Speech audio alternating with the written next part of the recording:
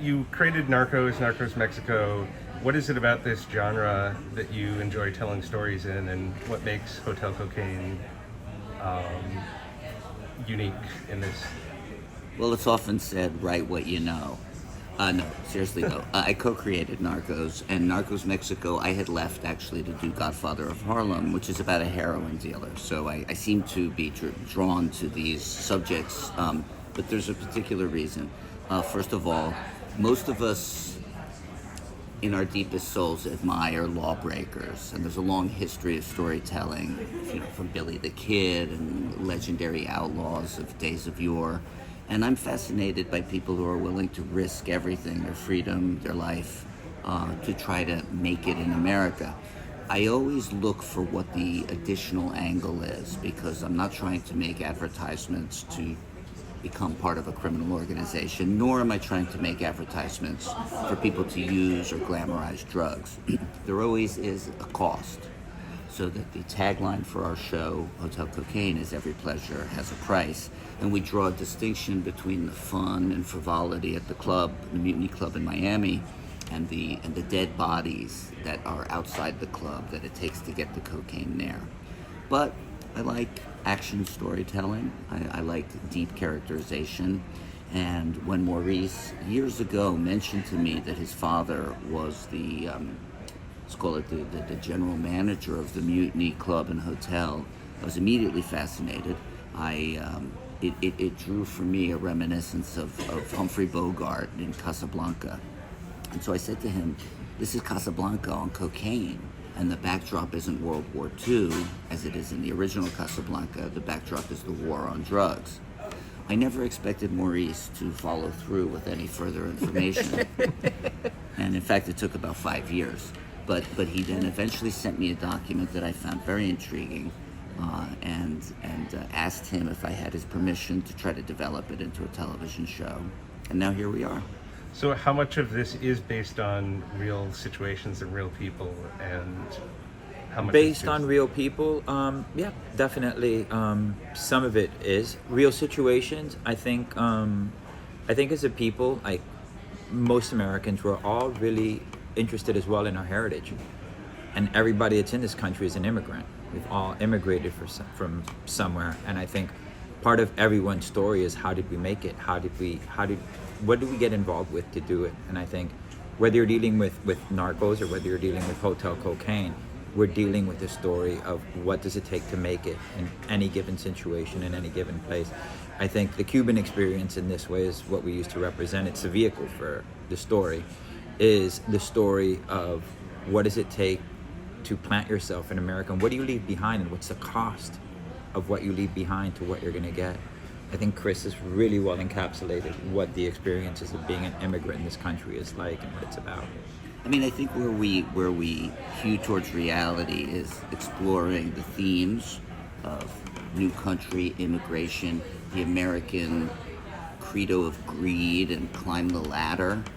We explore some of the dark sides of political corruption, and we also and undeclared wars against Fidel Castro, which will be part of our second season.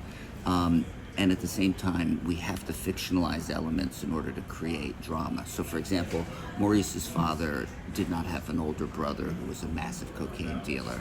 And while the DEA was frequently in the club, along with many other massive coke dealers, the squeeze was not put on him to put his brother in jail. So the main spine of the story is a fictional concoction in order to create drama.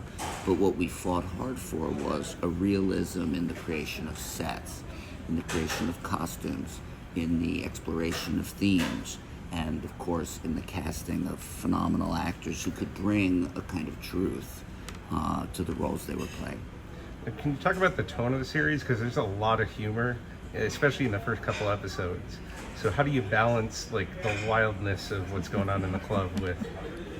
That was an ongoing friendly debate between myself and my very good friend Michael Wright, who's the head of MGM Plus. Michael was concerned that too much humor might skew the show in a direction that would take away from the gravity of the situation we were depicting.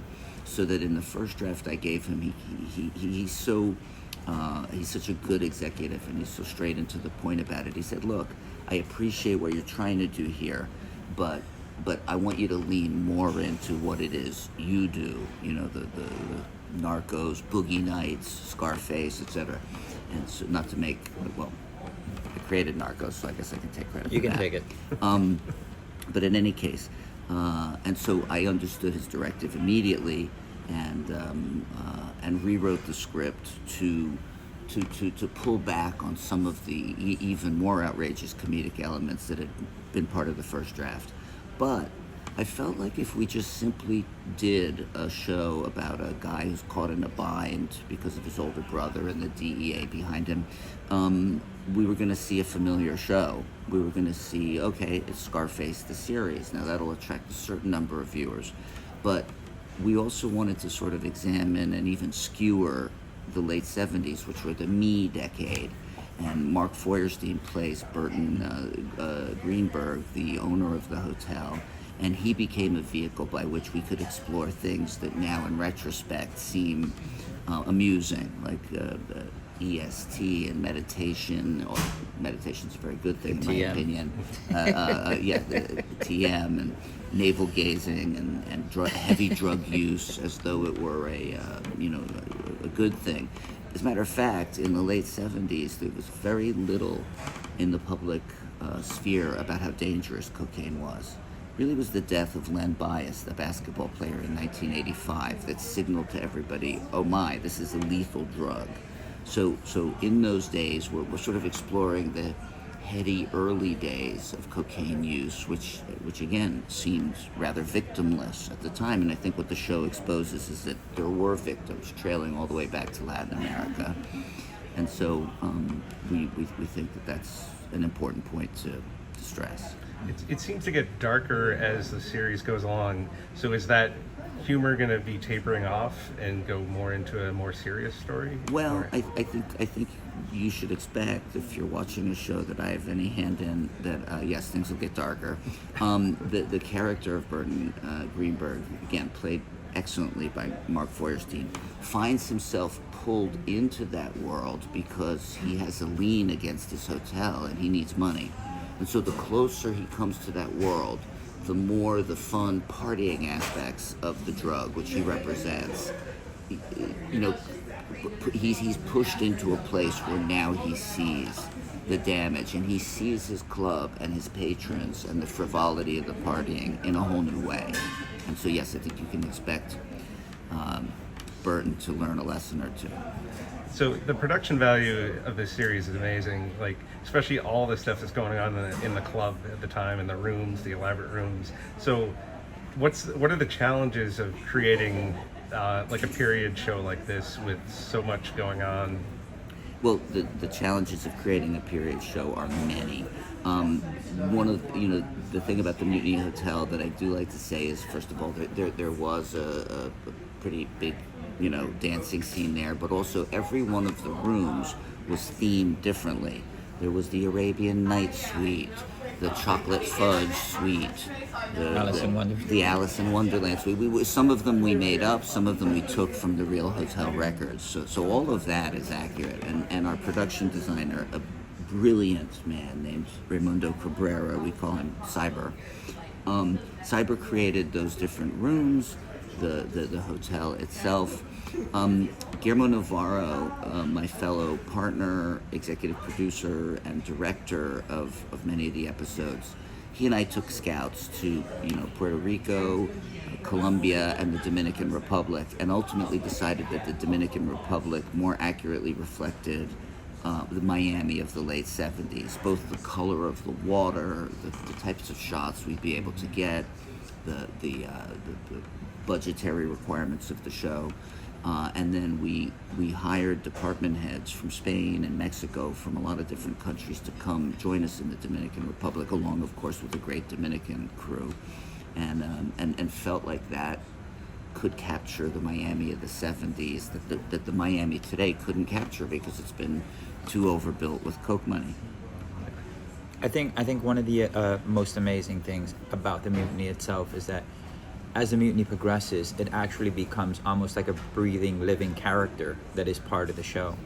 I don't think that darkness can exist without some form of levity. You kind of need the light to make the dark darker, and the the dark lighter. You need those things to play off of each other. I think what Guillermo and Cyber have done, overlaid with Chris's dialogue, actually brings the mutiny to life as a real character, because you're actually traveling in and out of these different atmospheres. Whether you're in the back by the pool, it's one complete different universe than when you're in one of the rooms, whether you're the Maharishi suite or which actually is kind of one of the real rooms. But we were able to take stuff and amalgamate it and kind of also modernize it without modernizing it in a way that a current audience would be able to understand an era that is gone, but we sort of remember and romanticize in a certain way. I can't say enough about the skill of the crew in terms of recreating that time period and era. We just had the best of the best people doing this, and I think we've done a fair facsimile of the time. Yeah. Thanks a lot. Of Thank course, you so much, my man. pleasure, Kyle.